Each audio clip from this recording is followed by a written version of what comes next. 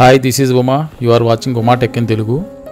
ఈ వీడియోలో Arduino Car Chassis unboxing అయితే చేద్దాం. ఇది ఆన్లైన్లో తీసుకోవడం జరిగింది.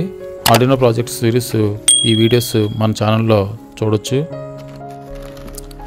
కార్ చాసిస్ తో పాటు 4 BO motor dual soft and 4 wheels,